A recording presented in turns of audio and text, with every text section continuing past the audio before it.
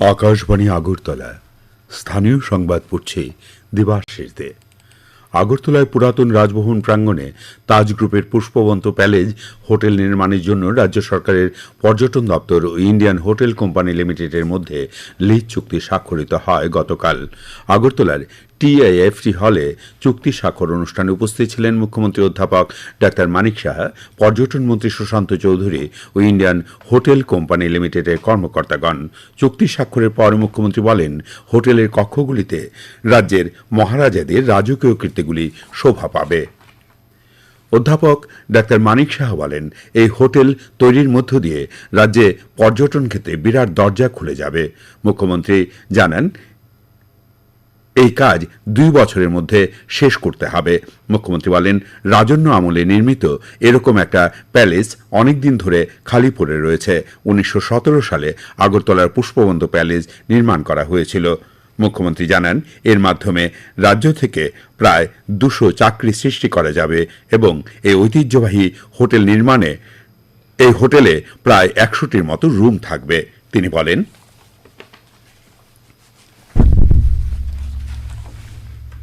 মানের ওয়েলনেস এলাকা, swimming pool, বাচ্চাদের জন্য ক্লাব, ফিটনেস সেন্টার সহ ইত্যাদি থাকবে এবং রাজকীয় অভিজ্ঞতা সংরক্ষণের জন্য প্যালেসের ভিতরে কয়েকটি সিগনেচার সুইট রাখা হবে। এই ধরনের হোটেল আমাদের জন্য গর্বের বিষয়।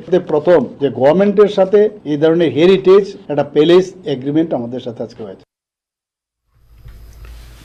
জনজাতি কল্যাণ মন্ত্রী বিকাশ দেববর্মা জানিয়েছেন, কৃষকদের আর্থিকভাবে আত্মনির্ভর করে তুলতে পিএম কিষাণ সম্মান নিধি যোজনার মাধ্যমে ধারাবাহিকভাবে নানা উদ্যোগ গ্রহণ করেছে রাজ্য সরকার। এই প্রকল্পে 20তম কিস্তি প্রদানের আগে যেসব কৃষকের কেওয়াইসি প্রক্রিয়া এখনো সম্পূর্ণ হয়নি, তাদের জন্য কৃষি দপ্তরের সেক্টর অফিসগুলিতে কেওয়াইসি ফর্ম পূরণের কাজ চলছে। গতকাল মুঙ্গিয়াকামি এগ্রিকালচার অফিস পরিদর্শনকালে জনজাতি কল্যাণ মন্ত্রী শ্রী দেববর্মা কথা জানান। মন্ত্রী জানান, মুঙ্গিয়াকামি ব্লকের বিস্তীর্ণ জমিকে কৃষিকাজের আওতায় আনতে হবে। প্রধানমন্ত্রী নরেন্দ্র মোদী প্রবীণ জ্যোতির্বিজ্ঞানী জয়ন্ত নার্লিকারের মৃত্যুতে শোক প্রকাশ করেছেন। একটি সামাজিক মাধ্যমে গতকাল এক পোস্টে প্রধানমন্ত্রী নার্লিকারের মৃত্যুকে বৈজ্ঞানিক জগতে এক বৃহৎ ক্ষতি হিসেবে বর্ণনা করেছেন। তিনি জানিয়েছেন, প্রয়াত জয়ন্ত নার্লিকার এক উজ্জ্বল ব্যক্তিত্ব ছিলেন। বিশেষ করে জ্যোতির্বিজ্ঞানের ক্ষেত্রে প্রদর্শকের কাজ করে গেছেন।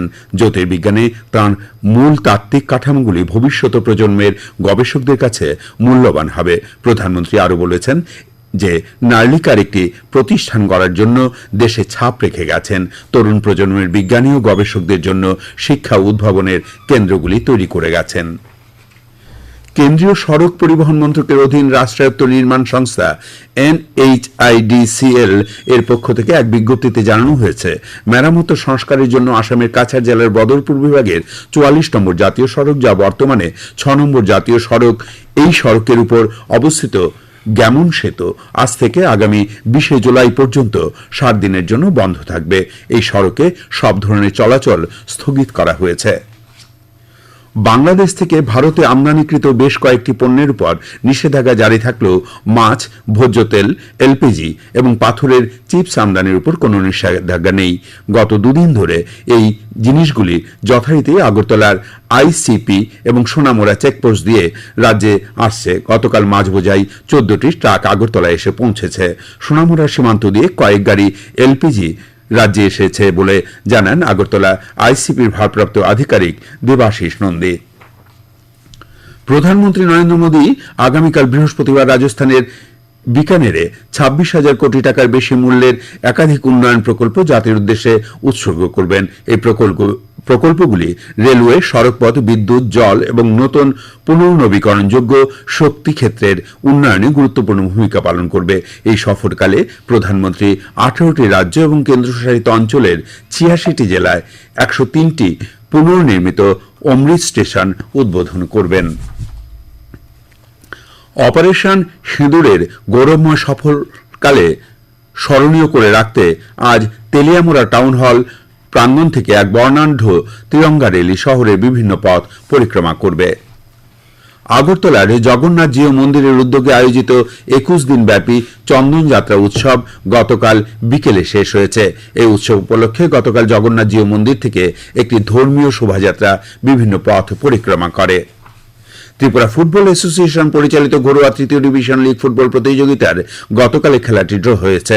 উমাকান্ত মিনি স্টেডিয়ামে বিকেলে অনুষ্ঠিত খেলায় বিবেকানন্দ ক্লাব 1-1 গোলে কেশব সঙ্গের সাথে ড্র করে।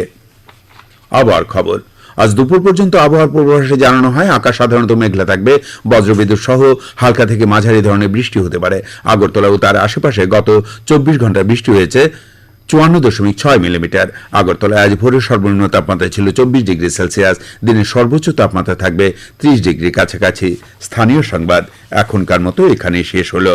পরবর্তী স্থানীয় সংবাদ প্রচারিত হবে আজ সন্ধ্যা 7:55।